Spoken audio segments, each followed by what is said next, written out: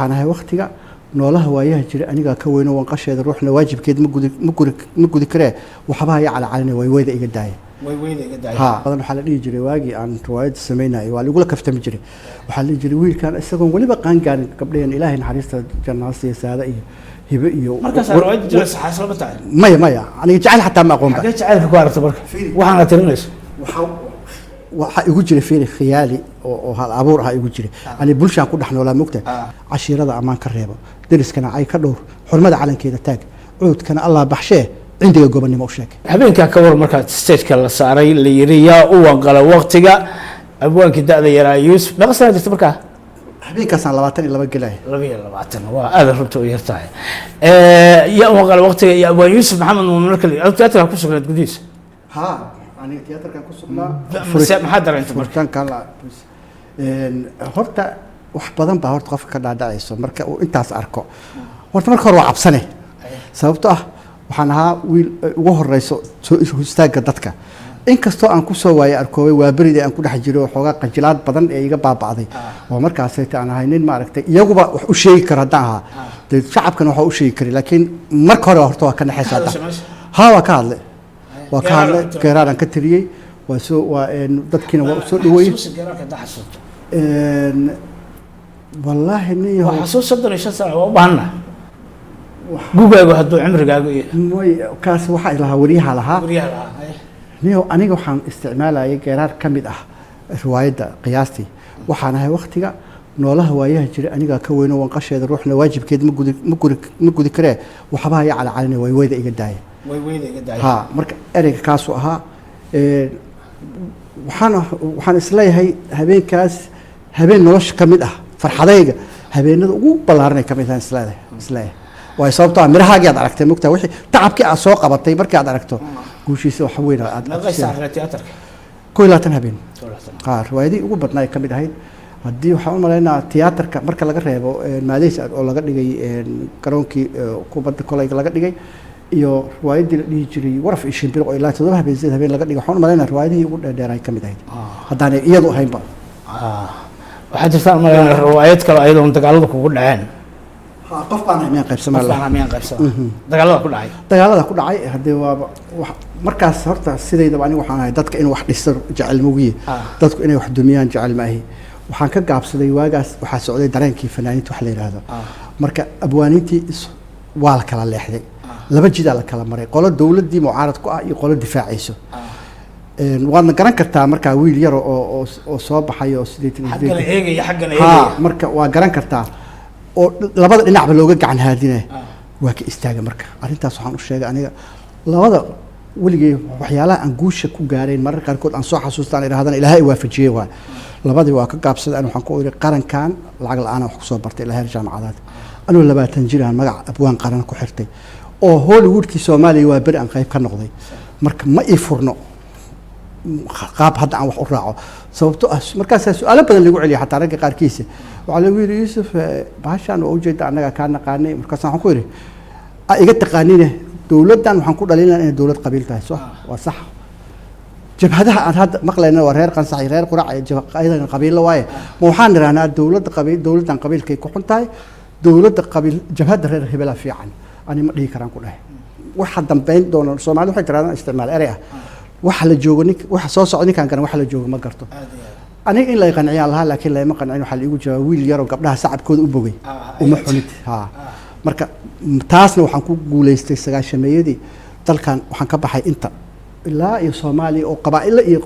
nin uusan ku dhicin dad hor fariisto aan inta ka baxanay gobolada dhan aan sii dhexmaray ilaa iyo Addis Ababa ka tagay guri kasto mana haysan markaan ku dhahay sahay xataa ma qaadan Soomaalida sahay ahayd waxaan ku guuleystay wax kale ma ahayne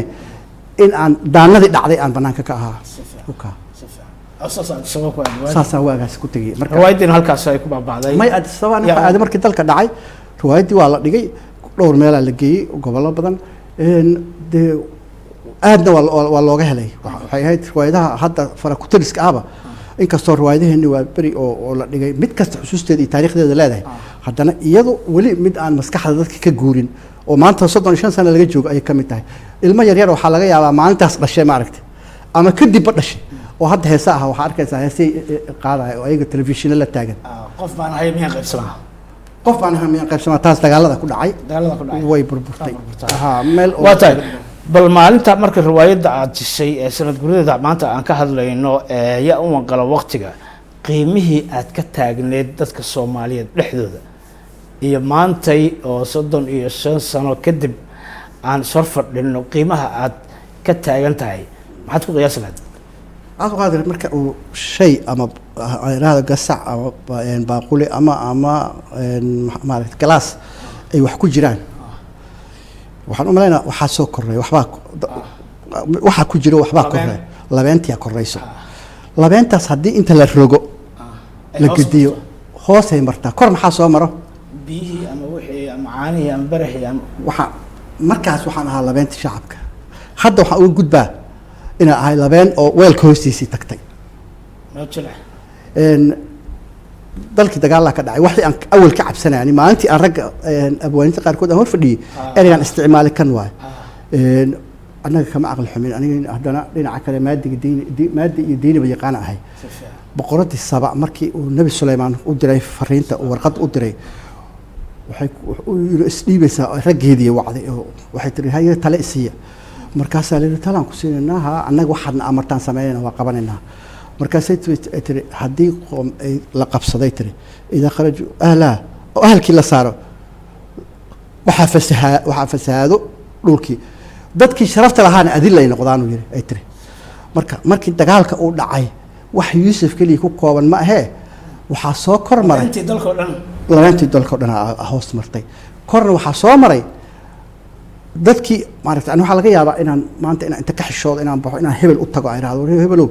waxaasaan ka rabaa iyo waxaasaan kaaga baahanahay maanta maxilkan waa ujeedaa qaabo beeleeda lagu kala inaan ka xishoodo laga yaabaa laakiin inaan xishoonayni maanta iyo beri hadduu ku noqnoqdo maalinta waxa leeyahay kan waa dhibay iska siino wala meeshan annaga leh uu dhaho laakiin aniga waxaan aaminsanahay meel kasta inay Soomaali leedahay marka wali waa isla keenin laanahay dadkii 35 sano kadib Yusuf Maxamed Muumin Yusuf Yare shakhsi jacayl baa tabal jacayl horta looga waran wallahi aniga kaas mar horan ka hadlay inta badan waxa la dhigi jiray waagi aan riwaayad sameynay waa lagu la kaftami jiray waxa la dhigi jiray wiilkan isagoon waliba qaan gaarin gabdheen Ilaahay naxariista jannaasi saada iyo hibe iyo markaas riwaayad jiray saxaasal ma tahay maya aniga jacayl xataa ma aqoon ba jacaylka ku aragto marka waxaan tirinayso waxa igu jiray fiiri khiyaali oo hal abuur ah igu jiray ani bulshaan ku dhaxnoolaa mugta bulshadu si ay u cabaneysana waan dareemayay marka ragga qaarkiis xataa waxay dhigi jireen Yuusuf ay sheeg bal adiga waxa jecesha laakiin waxaan dhigi jiray aniga xamid jeceliye laakiin waan dareemayaa dadka wax jecelaan la dareemayaa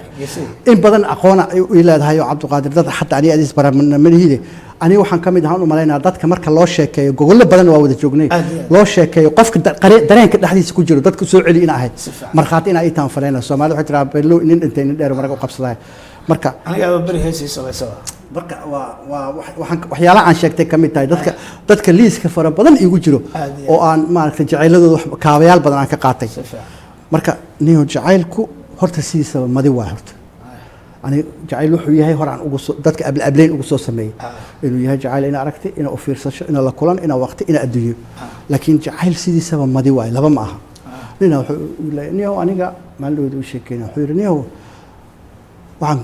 qaba afar xaas haye afartooda waa kala jecel waa jecel oo afartooda waa jecelahay waa beentaan ku beentaa wax aan jirin adii sheegirtaa taas la kaama dhageysanay maxaa dhaco sheekan uga sheekayma 2007 markaan ku imaanay halkan in aan saaxiib ahna isla imaanay ninka markaan isla imaanay gabar uu hore isu qabi jiray aad uu jeclaa oo ay kala tageen joogtay marka magaalada wuu soo wacay wuxuu yiri maalin hebel aan soo socdaa waa imaanaha haye waay gabadhi waa sugaysa marka inuu imaado ninkii wayna kala tageen mugtaada friends la waay wax kale oo ka dhaxeeyay ma jiraan maalintii dambe aniga asaga oo wada socnaa waxaan ka soo baxnay lambar 4 dhaxda markaan marayno waxaan gabdhoon laga wareemid oo asaga ay qaraabo yihiin gabdhihii asraacnay marka waxaan galay rumuud oo ay ku lahayd lambar 4 meesha gabadhana way soo baxday maanta waxay ku balansanay inay tareebiyaan meel ah isku arkaan gabadhu way ka soo horbaxday markay aragtay ninkan oo laba gabdhood geesaha ka socdo way masayrtay waa qorshe ku talagalaysa way masayrtay way baxday gabaraa la socotay meelay fadhiisatay annaga socnaa u tagnay marka gabadhii markaan salaamay asaga maba salaamay waa boodi idhaafay tiri gabdhii jaawa naga soo hareeya markaasay maxaa dhacay wayba ka caday meesha way canaqay ani marka xagga kala fadhiyay ninkii maxaa dhacay gabadh maxaa ka hadlaysay markaasuu gabadh aan ku sheegaya waaye arrintaasaa dhacday saas miya ahaa waxaan ku dhahay gabadhan runay kuu jeceshaan ku dhahay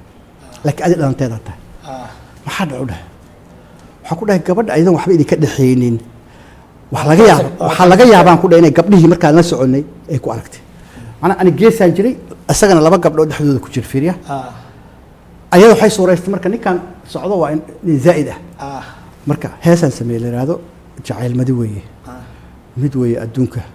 hamoodin tirooyin milyan kor u dhaafa ruuxaad muhatee maankaaguna deeqo ma guurto xusuustii naftaa ku maqsuuda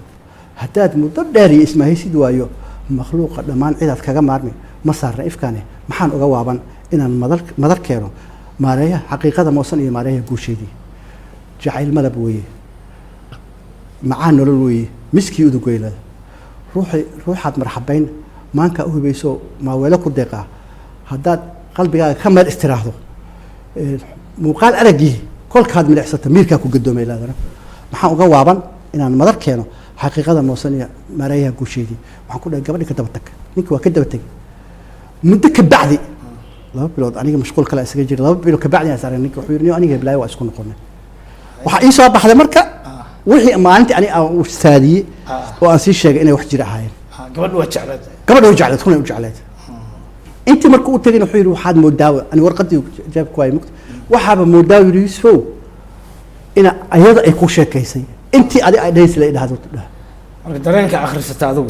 marka waxaan rabaa jacaylka sidiisaba 4 iyo 3 ma qofka halga xataa adinkoo aan weligeed isguursanin inaad jacaylka aad u qaaday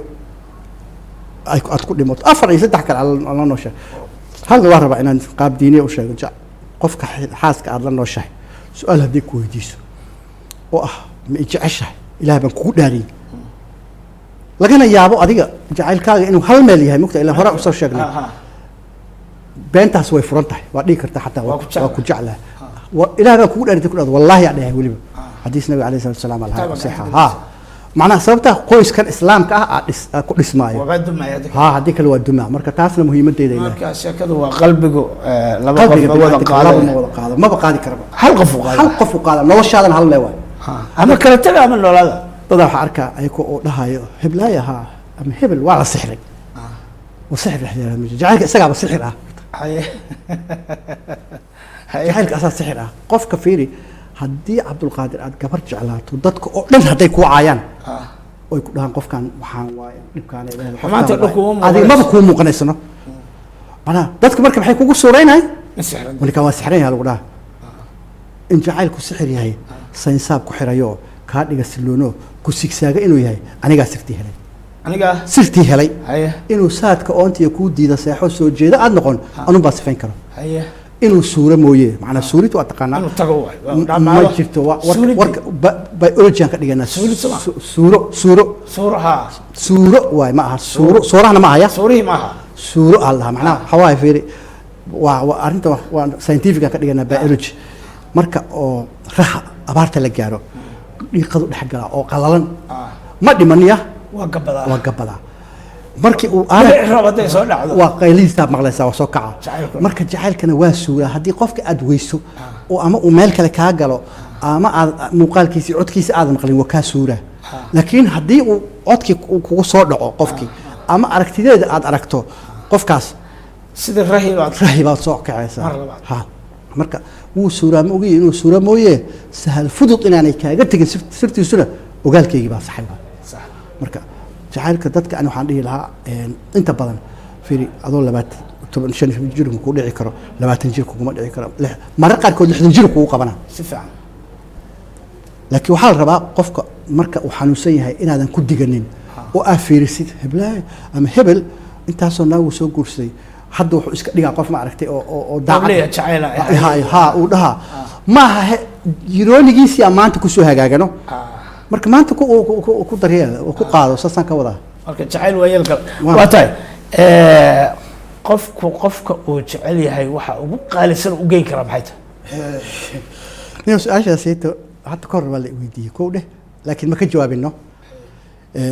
maantaan kaaga dhigaa inaan kaaga jawaabo waxaa i weydiisay gabar waxay tiri aniga hebel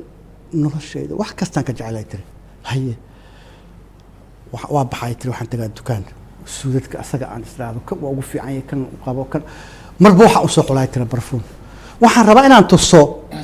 inaan jeclahay qofka waxaan ku dhahay dareyska iyo dhaqaalaha iyo waxaas jacaylka ma keeno sawirna ma ka bixin kartid haye maxaa waayo adig dhab miyaan ku dhahaa waxaan ku dhahay heesaan ka sida marka lahay how qudhayda qalbigayga how qaadahoo wadnaha macnaha qalbigayga hoo qaado wadnaha qaadahoo wadnaha qaybta maamulkiyo hoo qolkii talada qasnadii caqliga hoo qaxar la-aan isku qabad jirkaygii barta qiimihii ugu qaayo badan in la quuri karin hoo qaba kalsami qotonkiiyo dhiskiyo quruxdii rag badan uu ka qaday bal hoo gabadhi way siisay hebel qalbigay siisay naftay siisay kanay siisay waxay tiri waxaas ma anfacay tiri ma anfacay markaasay muddaan qayla dhaanay leedahay qiilo ooynayee anigoon xog qarin qaarna kaala harin shantan qaaradood quruumaha ku nool qof kaa mudan ma jire hoo qudhayda idin marka aniga qaado wada i wada ha marka waxa ugu qaalisan qof la siin karaa naftaada waay qof naftaada haddaad siiso waxa waay waa ma jirto beedkii labaad xataa ka mid a qalbigayga hoo qaabil hoo niyadda qorsheeyaha xiskiyo hoo qaabayihii qalwadii kasmada hoo qabi hoo qaxar la-aan hoo qabi kalsami hoo qaba kalsami qotonkiiyo dhiskiyo quruxdii rag hoo qaba kalsami hoo qaxar la-aan hoo qaba kalsami qotonkiiyo dhiskiyo quruxdii rag badan uu ka qaday bal hoo muddaan qayla dhaan qiiro oynaye anigoon xog qarin qaarna kaala harin shantan qaaradood quruumaha ku nool qof kaa mudan ma jiray hoo qudhayda idin marka qofka nafta waxaa waa la qaaday hees qofta nafta dhan aa siisa waay waxaa ka soo qaaday fiiri qofku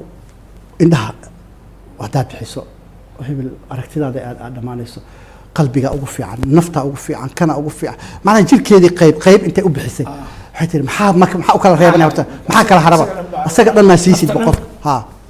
marka waxa ugu qaalisan marka waa intaas qof waxa ugu qaalisan qudha naftiisa uu daacadnimo ku siiyo qofka daacadda hadduu qofka adiga waxaa laga yaabaa mararka qaarkood qofka naftiisa ku siinaya in adi jecleena laga yaabaa horena waa u sheegay caashiqa hal cudur qof hal ku dhaco waay laba qof maba ku dhow wada dhaco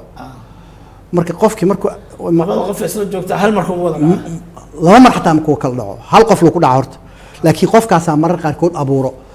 qofkaas markuu cudurka ku dhaco uu qofkii kale u imaado ereyga waa wuu ku tallaali karaa laakiin marka hore o dhan maaragtay maanta adoo cudur wadaa timid in maantaba lagaa qaataa filin waxaa laga yaabaa sanado muddo dheer waqti gaaban hadba adiga soco ha caajisi marka dambe waxaa laga yaabaa dhinacan u wareego waatan fanaaniintu inta badan ay yiraahdaan ama nafsi kaa dulkeena iyo taas fiiri nafsiga waxa waaye qofku hadduu ballan intuu qaado uu qaato uu nafsi qabanaa laakiin hadduu qofka marka hore uu ku dhaho war aniga adiga waa jeceshaha waxba kama qabo laakiin qofka marka hore ku diidaya saa u daba socoto markaad iska quusato iska baxday dib jacaylkii uga soo kaca cudurka ku soo dhacaya markaas ku soo raadinaya fayraskaagii adiga shalay aa waday in uu shalay shaqaynin laakiin markii adiga aad tagtay uu fayraska shaqeeyaa laga yaaba shaqeeyo ku ha marka way kala duwan tahay gabagabadii heesaha hadda la sameeyo balka waran wallahi nin horta wax fiicanna waa ku jiraan wax badanna waa ku jiraan laakiin markastana horena waa u sheegay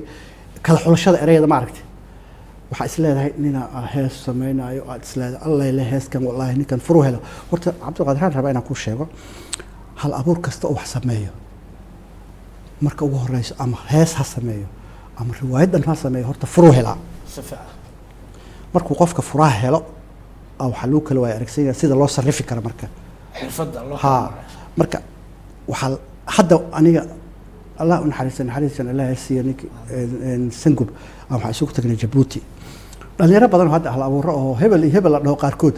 ayaa galabtii imaada marka aniga sangub meesha shaako cabna banaanka fadhina iyagana gudaheysay jiraan way fadhiyaan qeylaan marka nin kasta buugaag u wataa waan isfaa wani waxaan ku weydiiyay anagu wataynu joognay ma buugaagaan wadan jirna u dhahay qofku soo isagoo hurdo isagoo socdo isagoo meel fadhiyo inta wax ku soo dhacaan intuu suugaanta soo koobo ma samayn jirin oo weliba intuu maskaxdiisa ku soo qabto intuu la imaado raggii ugu dhowaa soo kuma dul akhrin jirin oo markaa waniyo saana way fiicneed saan haa dhalinyaradani maxaa buugta u soo wada dhiib u dhahay buugga ka akhrinaya may horta marka la samaynaayaba erey afar erey la qoraa waa la sugaa haddana ma aha suugaanta noocaas ha qasbin fiiri waxaa la rabaa qofku fiiri haddaad tiraahdo ani maalin kasta afar erey aan dhaha haddaad tiraahdo adiga dhan la xurbeelaya lama rabo fiiri waxaa la rabaa qofku marka uu wax samaynayo heeska waxaa laga yaabaa heesa ani waxaa laga yaabaa inaan hayo 2 toddobaad inaan hayo oo intaan furihii helo mar kasta markaan dhinac maro ama suugaan inta aan dhaho mayo kan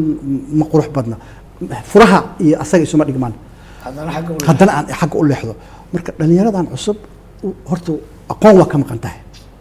waayo aragnimada dadka ay ka faa'iidi lahayna jaaniskii ma haystaan marka nin hadda kay lagu soo dhex daayay oo la yidhi geedka qiimaha u leh reerkan ka soo qabo geediina aan kala aqoonin damar geedku ku soo gooyo waa inaad qaadataa marka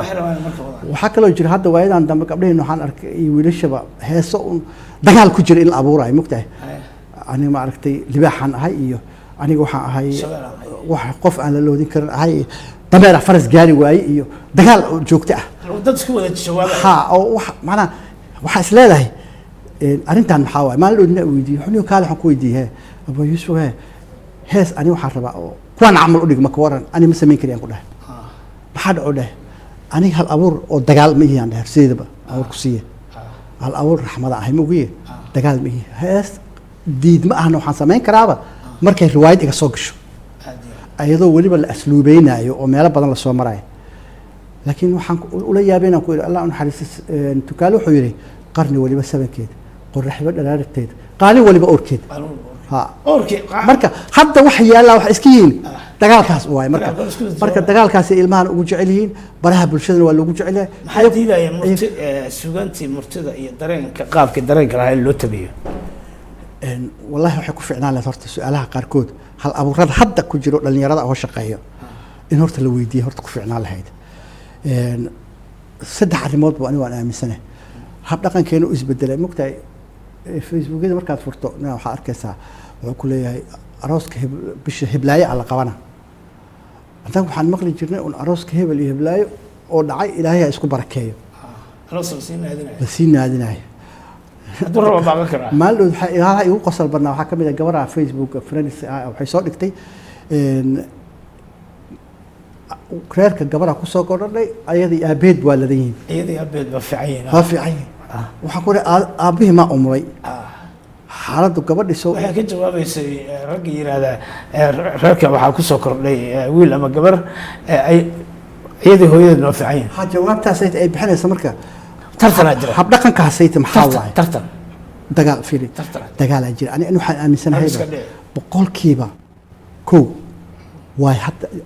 jacaylka la sheegay dadka isticmaalo dadka uu ka dhab yahay boqolkiiba kow waan aaminsanahay sababtoo ah fiiri saddex arrimood ma yeelo ninka adiga xilahaaga haddaad jeceshahay maalin bini aadanatiin waa isqaban kartiin haddaa isqabatiin ashtakadiinu inay xaafaduhu tagto waa ceeb midda kale xilaha quruxda badan leh oo fiican waa la asturtaa inta la soo keeno ani naagteeda waa jeclahay ayada waxaan ku doorsanaya male ani waxaan u arkaa riwaayad leh la wadaa waxaan dhan laakiin wax ka dhaba ma jiraan waayo wixii dhabta ana qalbiyada dadka social media keena reeraha arrimahooda iyo waa burburanba ma daahi karo maba joogi karaan waa laba arrimood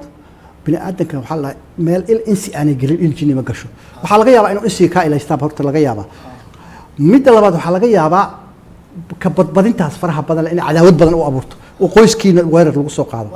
marka bahasho waa la asturi jiray xilaha guriga lagu ilaashadaa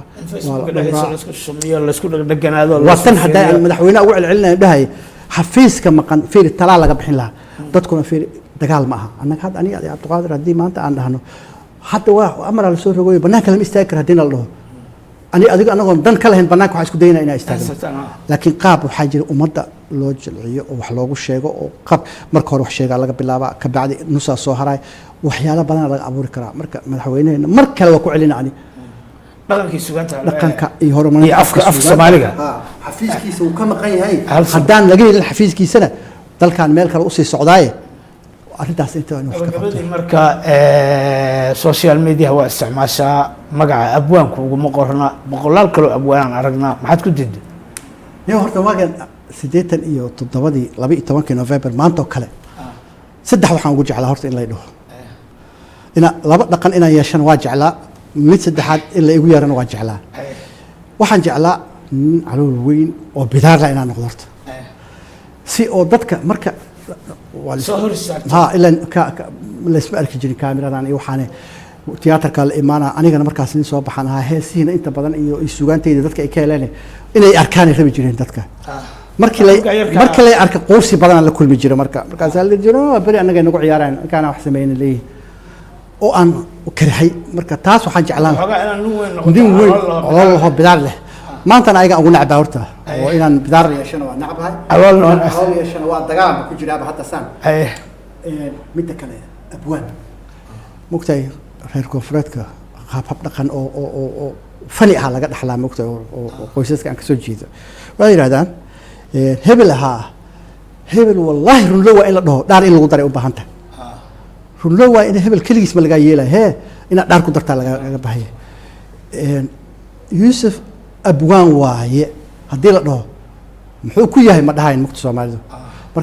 markaas waa jeclaa in la dhaho abwaan Yusuf in la dhaho waa jeclaa laakiin hadda Yusuf haddii la dhaho waxa ugu wanaagsan ugu jeclaa in magac caadiga la igu yeero marka ma ka cararin oo ka carar kale ma jiro dirac iyo fulay lama kala gartiyo doqon iyo fariitoona miisaanada dad kala sooci jiray malaka kala dambeyntii baashu hadday mar ay kala soocnayn oo isku dhaxyaacday oo qofka generaalka oo iska qaadanayo doctorka la wada qaatay oo kan la wada qaatay waxa iska door biday marka inuu magacayga la inaan joogo inay qurux badan tahay marka dadka aan aqaan aan u tago abwaan Yusuf waa la dhahaa oo culays uma arko laakiin aniga isugu yeero ayaan ka qashaafalay ana ama aan ka xishooday dad badan kuma yaqaanaan laakiin Yusuf ma arkayaan Yusuf ma arkayaan hadda qofkii aniga iqkasayn waa hela ani qof boqol jeer ay tiri Yusuf ka hormaray dhaheen markaasaan ku yiri maya sawirkayga saaranay kayga soo raac hada waxaan ku leeyahay sanad guru wacan yaa waan qala waqtiga sanad gurudeedii iyo adiga sanad gurudeediba adiga 57 sano jirsan maanta galay hal arrin ina uga tago waa rabaa shacabka maadaama qoysas badan iyo dhibka badan oo la soo maray hore uga soo hadalnay waxaan rabaa inaan uga tago qofku xaaskiisa wax uu ka rabo bala Soomaalidu oo inay isticmaasho ina tahay urada reer isiya sharaf lagu korsho aan weligeed ceel la arag markaas aad kuma rogne 10 kan waanadan ka bogo aqliga wax garad lahaw asluub culimada lahaw muftiga cilmiga lahaw codkii geesiga lahaw fulay cabsidii lahaw tashiil cayreed lahaw garaad cabiraad lahaw calafku miduu ii galay udoon marwadeedii ay caruustay bilan ahaw deeqsi caadil ahaw farxadii carafaad ahaw ciidii soonfureed ahaw cisihii rabadaan ahaw caalimkii reeraha ahaw ciirsiga nafsaday ahaw ciiltana gacalo ahaw dunidan waa aynad badan guurkeenu qoon buu cajabin colaadna dad baa u haya caqiido niyaa muddo ceerinta u daran malaha nacab ku urshiyo hayeena codaan la hubin caloosha adoon ku hayn warkaaga runtii cadee adoon cudurdaan u jirin beentaan ciribteed nabcahay ciriirigan maanta jira dunida wuu wada camimay ha yeeshee samirkii cune ayuu eebba caawiyaa ruuxii sabadeen cag dhigo caydaa golayaal ku diid caraaba markuu galaba cirooluhu kuu soo duceey ciyaarsiinta hataba oo dhallaankuna kuu cabaad cashiirada ammaan ka reebo deriskana cay ka dhowr xurmada calankeeda taag cuudkana allah baxshee cindiga gobonnimo u sheeg ujeedada qofka guri kasta dastuura lagu dhaqaa mugtahay waa kan dastuur gurigayga lagu dhaqo oo qoyska Soomaalida aan ka rabo markaan isticmaalay aan lahaa aqliga wax garad lahaw Soomaalidu waxay tiraahdaa wax garad wax looma sheego asluub culimada lahaw culimada waa taqaanaa guri xataa iska ma soo gala muftiga cilmiga lahaw wax walba qof yaqaan ahaw fulay cabsidii lahaw markii waalid iyo dad waaweyn ay imaadaan wax kasta oo jira gadaal waa dardaaran guud oo qoys waa Soomaalida oo dhan qoseeyo qoys kasta oo la dhisayna suugaan ha aniga igaartay laakiin suugaan aniga igaara waa laakiin waxaan u sheegayaa ummadda oo dhan in dastuurkaasi uu yahay kan ugu qiimaha badan laba kasta qof oo isguursado dadka oo dhan soo wada dhaweeyaan cadow loo leeyahay marka taasna cadowgan inaan wararkooda la soo maqlin oo maaragtay nolol raaxo leh lagu noolaado haddii la ismaqlano noloshaas ay jirto qoysaska kale oo dhalinyarada ah waxaan kula dardaarmayaa intaas anigu aan xaafadayda kula dardaarmay in la in la mid inay qaataan waa mahadsantahay sanad guur wacan mar kale